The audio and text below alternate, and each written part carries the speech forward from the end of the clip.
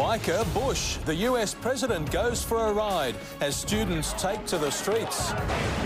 Our reporter faces questions as AFL players lift their ban. The final word on the Beaconsfield mine collapse. And Victoria all clear on equine flu, but a new breakout hits New South Wales. Good evening. US President George W. Bush has spent his first day in Australia surrounded by tight security ahead of high-level APEC talks. Seven's Chris Reason has been following the president, and Chris, it's been an eventful day with a few surprises.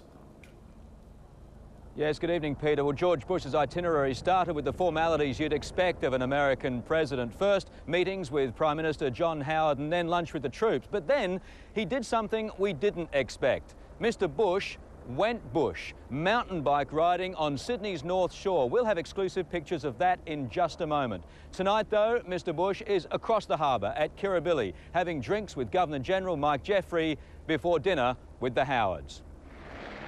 Under the protection of a security operation the likes of which Australia has never seen, he's got a gun. He wants it.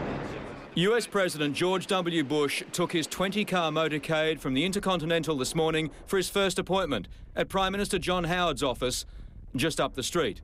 Less than 100 metres, the convoy was longer than the route it took. It is a little bit strange that he may not need the exercise. Like an anxious groom, Mr. Howard was waiting. How are you? Great. Welcome. Welcome to Sydney. Nice to be back. The two leaders talked defence and then the fence. Mr. Bush sorry about the CBD shutdown. To the extent that I've caused this, I apologise. Look, I don't want to come to a community and say, you know, what a pain it is to have the American president. You know, unfortunately, however, that this is what the authorities thought was necessary to protect people. For the first time, we saw today what that $160 million APEC security budget bought us. Hundreds of police swarmed the streets, snipers perched on high-rise rooftops, ready for moments like this. The president's last-minute decision to go back to his hotel on foot. Beautiful place you got here. And he was about to find out just how beautiful. The president was taken for a harbour run. At one time, he and Mr. Howard deep in conversation and alone, but for the flotilla of security boats behind. They called it the Boatercade. The destination was Garden Island, where the two leaders lunched with Australian soldiers, airmen and naval crew. But the president's harbourside movements had left CBD problems in his wake. Get over there now. Get over there, Park. Confusion on the clearways.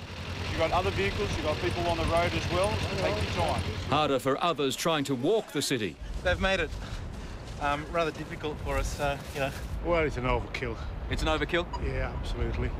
Most knew to stay away. No, it's like Baghdad, isn't it? Others said the roads improved. Well, it's been great. It's been less traffic, so I'm Been less liking traffic? it. Yeah, it's been fine. But then, mid-afternoon, they closed again. The presidential motorcade sped off unannounced across the harbour bridge, heading northwest. We followed all the way to the old police driver training school, where Mr. Bush went bush on a mountain bike. That's him in the red helmet, the leader of the free world, leader of the pack. The president's a keen cyclist known for the occasional tumble, but the only mishap, a loose chain. They didn't want us looking. The Secret Service blokes on the ground are sending polio to get rid of us. We left, and soon after so did he, rushing back to the city for dinner with the Howards. You work up an appetite at an APEC conference. Chris Reason, 7 News.